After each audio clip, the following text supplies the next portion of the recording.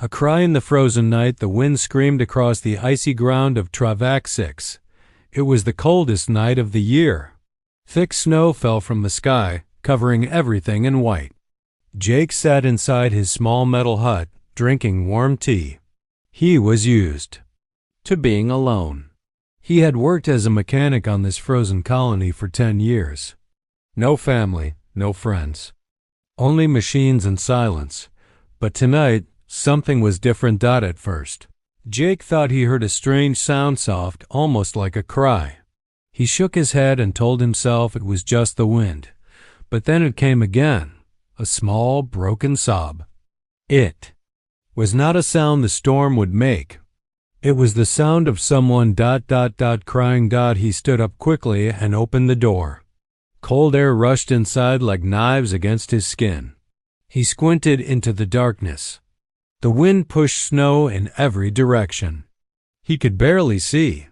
Still, the crying continued, closer now, weaker. Jake grabbed his coat, pulled it over his shoulders, and stepped out into the storm. His boots sank deep into the snow as he followed the sound. Each step was heavy. The cold bit through his gloves and numbed his face. He wanted to turn back, but the sound pulled him forward. Then he saw her, a small figure curled on the frozen ground near the edge of the hill. She was not human. Her skin was a pale blue color, glowing slightly in the dark. She had no coat, no shoes. Her clothes were thin and torn. Her arms wrapped around herself, and she shivered so badly her teeth clicked. Jake froze. He had seen aliens before. Travac 6 was full of many species, most of them cold and unfriendly. But this child was alone, helpless, and freezing to death. "Hey," he said softly, even though he knew she wouldn't understand him. The alien girl looked up. Her eyes were large and silver, full of fear. She tried to move away, but she was too weak. Her body shook and she whimpered in pain. Jake didn't wait. He dropped to his knees, took off his thick coat, and wrapped it around her tiny frame. She was ice cold, lighter than he expected, like carrying a bag of feathers. "Don't worry. I got you," he whispered. He carried her back through the storm, shielding her from the wind with his body. By the time he reached his hut, he could barely feel his fingers, but he didn't stop. He laid her down on the warmest spot near the heater, wrapped her in blankets, and boiled water for soup. She didn't speak. She didn't even look at him at first, but she watched the steam rise from the bowl. When he offered it to her, she slowly reached out. Her hands were small, with strange markings like glowing lines on her skin. She sipped the soup, shaking with each swallow. Jake sat close but didn't touch her again. He knew she was scared. So he waited. Hours passed. The storm outside grew stronger. The wind screamed louder, but inside it was quiet. Only the soft sound of the heater and the child's slow breathing filled the room. Jake looked at her and wondered, where had she come from? Why was she out there alone? Had someone left her behind? He stood and walked over to his scanner. It could detect life forms within a 10-mile range. He checked the screen. Nothing. No one else was near. Just her, alone. Then the scanner beeped. A red warning flashed.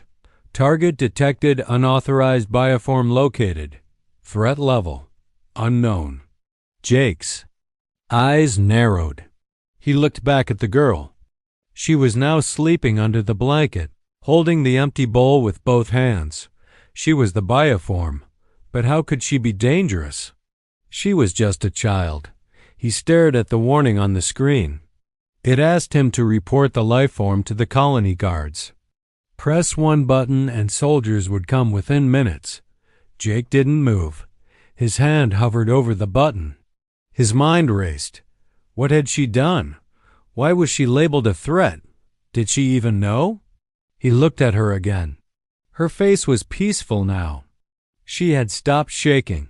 She had eaten his food, accepted his warmth, and trusted him enough to sleep. Jake lowered his hand. He turned off the scanner. He made a choice. He would not report her. He would protect her, even if the whole galaxy came knocking in deep in the snowstorm outside. Far away but closing in fast, other scanners were also blinking red. Someone else was coming. And they were not here to help, but Jake didn't know that yet. He only knew one thing: this child was now under his care. And he would do the unthinkable to keep her safe, no matter the cost. Asterisk, she shouldn't exist. The storm outside didn't stop, but inside the small hut, the air was calm and quiet. Jake sat near the heater, watching the alien child as she slept.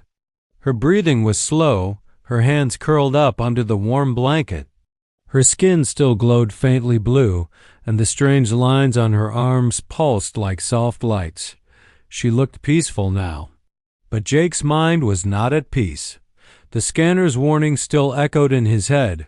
Unauthorized bioform. Threat level unknown. He had turned the scanner off. He didn't want the system calling the guards.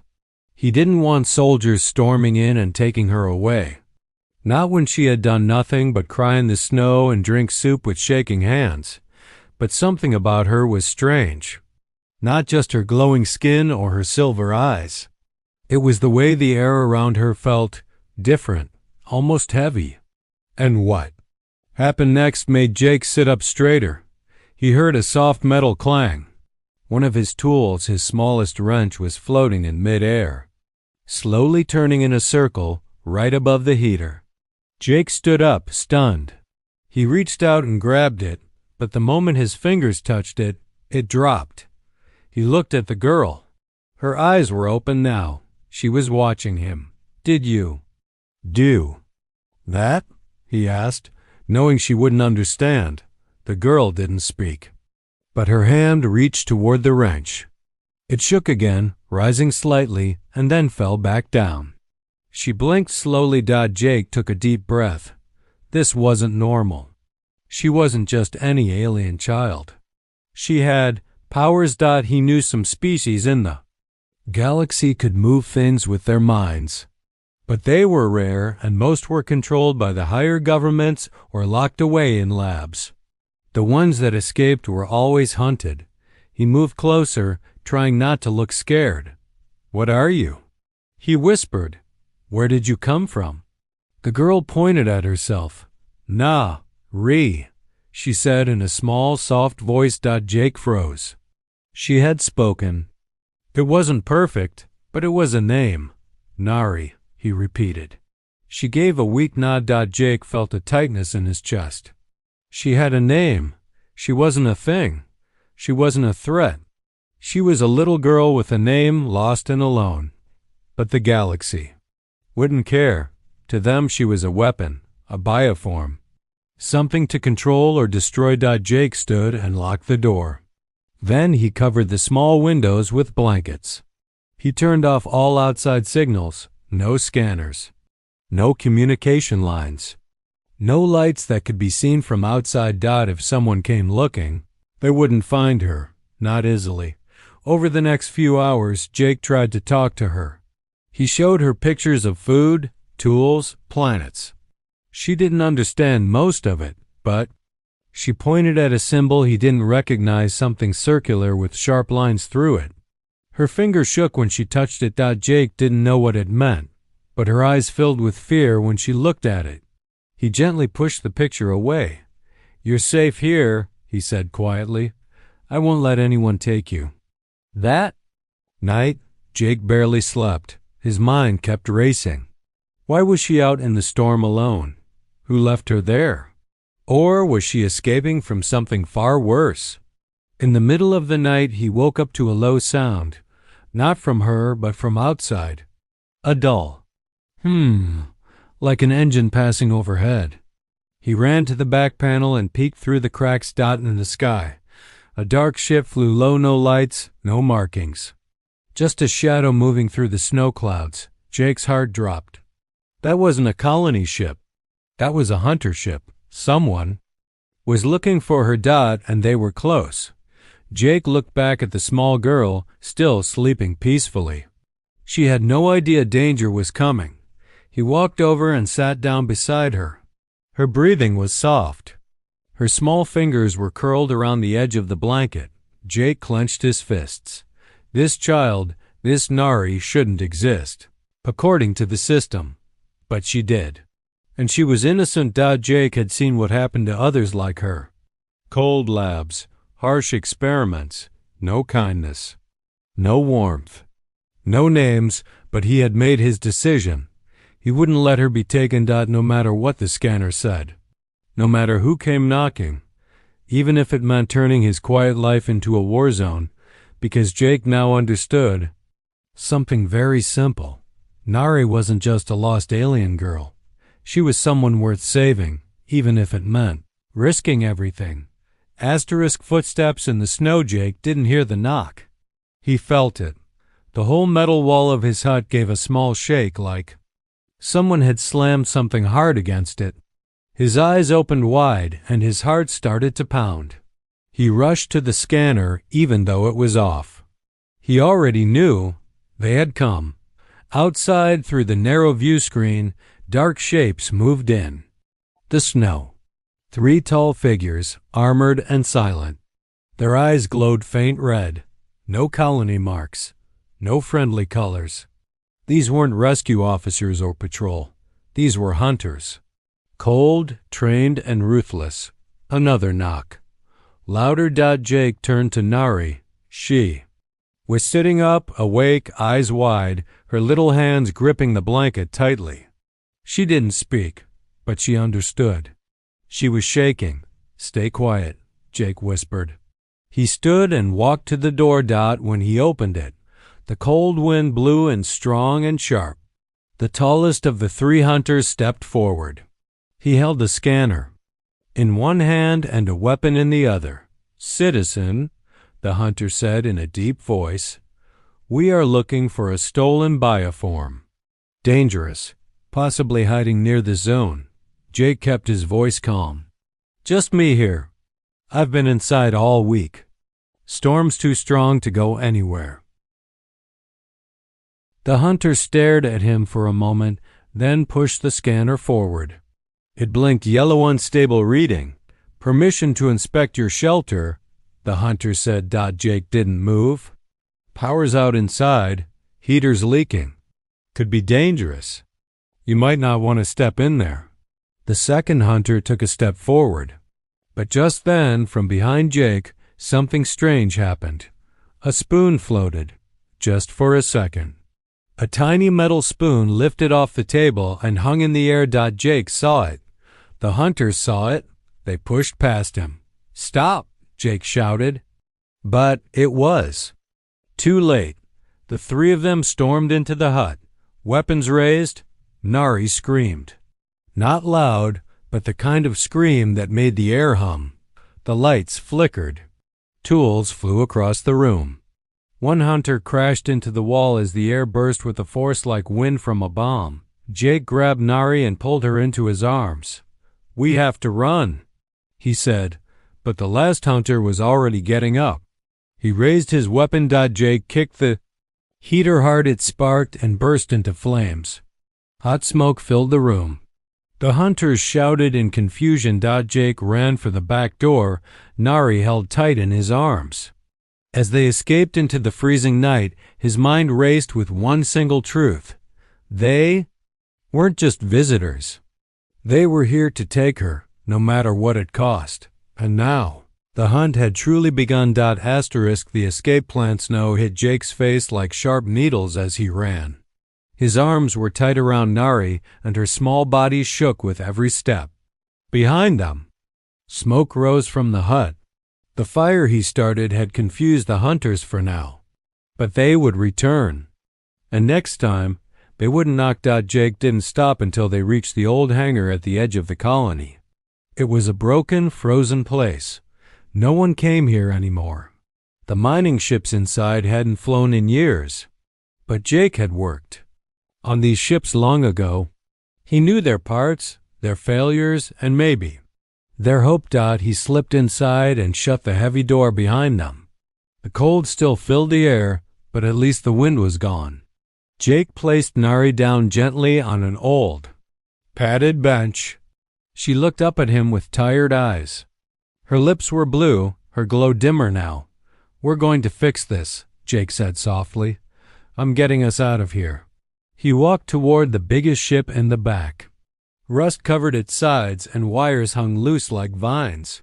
But the core engine was still there. Not perfect, but maybe enough. For the next hours, Jake worked fast. His hands moved like a man racing time. He patched fuel lines, rewired the control panel, and replaced the frozen ignition core with a spare. He used heat cells from his hut's broken heater to warm the ship's systems. He didn't stop. He couldn't stop. Nari watched from the corner. Sometimes she helped. When Jake dropped a tool, it floated back to him. When his fingers trembled from the cold, a warm pulse from Nari's hand helped steady them. "Why are they after you?" he asked once, quietly. Nari didn't speak much. But she looked at him, touched her chest, and whispered, "Made, not born." Jake's heart sank. She wasn't just a child. She was created, built, or grown in some lab. Maybe designed as a weapon, but she had feelings, fear, kindness, and choice. She had chosen not to hurt anyone. She had chosen to run. And now Jake chose too. He would save her, no matter what she was made for. But time was running out. He could hear distant engines again. Ships flying overhead. The hunters were scanning the colony, looking for heat, movement, life. Jake worked faster. The old mining ship hummed softly. Lights flickered. Power was returning. But one last thing was missing: a working launch coil. The part was rare. Only one place still had one, the control tower in the middle of the colony. Jake looked at Nari. "We're close. But I need that part. I have to leave you here. Just for a little while." Nari grabbed his hand. Her eyes were full of fear. "I'll be back," Jake promised. "I swear." Then he turned and disappeared into the snow once again, his mind focused on one goal: finish the escape. Before it was too late. Betrayal from within. Jake moved quickly through the snowy streets of the colony. Most people were inside, hiding from the storm, but Jake had no time to hide. He reached the control tower, broke in through a service hatch, and found the launch coil in storage. It was heavy, cold, and covered in frost, but it would work. He rushed back to the hangar, clutching it like gold. But something was wrong. As soon as he stepped inside, he froze. The ship was dark. The heater had been turned off. And Nari, she was gone. Jake's heart dropped. Then he heard a voice behind him. "I saw what you were hiding," said Dax, an old neighbor. "She's not a child. She's a weapon. You should have turned her in." Jake turned slowly. Dax stood at the door, holding a long rifle. He looked afraid but proud. "You called them?" Jake asked, his voice cold. Dax nodded. "Of course. I did. Do you have any idea what you're protecting? There's a reward for that thing. Enough credits to leave this frozen rock forever." Jake's fists clenched. "She's not a thing. Her name is Nari, and she's just a scared little girl." Dax laughed. "Don't be fooled. That girl could destroy all of us." Jake moved forward slowly. "Where is she?" Before Dax could answer, a loud noise echoed outside. A ship landing fast and heavy. The hunters had arrived. Jake grabbed a metal rod and hit the lights. Darkness filled the hangar. In the confusion, Dax fired but missed. Jake pushed him aside and ran toward the back of the hangar, where he had hidden a secret panel. Inside, curled in fear, was Nari. She looked up at him, tears in her eyes. Jake hugged her tight.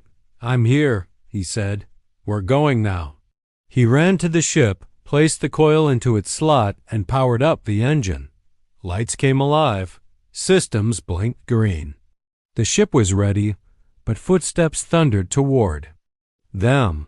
The hunters were inside. Jake turned the ship's guns toward the door and fired a warning shot.